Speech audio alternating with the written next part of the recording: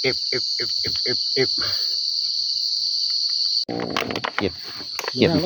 ็บให้เก็บให้โอ้เป็นไรเลยนะเป็ดบ้างเลย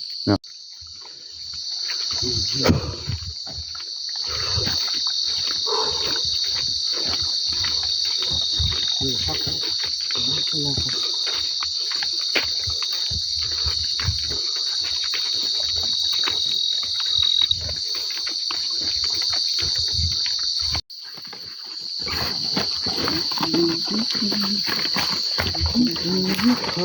ลูกคงจะได้นั่งเราก็ภูมิใจ ได้มาบรรยากาศเลยเบิ่งบรรยากาศได้หน่อยนึงกระยามันคอนเทนต์มันเชื่อลงมาลุ่มเห็นอยู่ครึ่งข้ามไปยามันเชื่อขึ้นเชื่อเห็นอยู่ลุ่มข้ามไปครั้งแรกไปเกียร์กลางไฮพี่น้องเลยตัวบอกใหญ่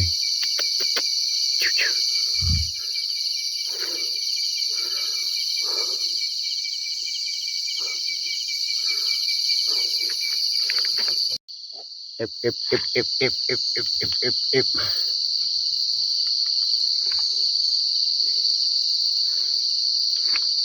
ลุกมากเลยว่ะอยากเก็บสิ่งอะไรกินครับ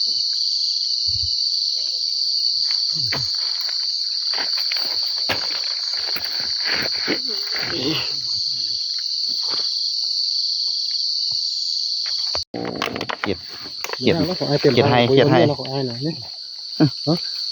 โอ้เป็นไรเลยนะเป็ดบ้างเลยเอาของใครไปใต้สะตื้นซะดีคนคล้องคนปัง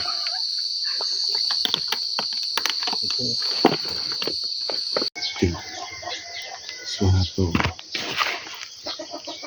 ผลงานเก็บให้ประมาณ2 โลนี่เขียดแม่เป้ง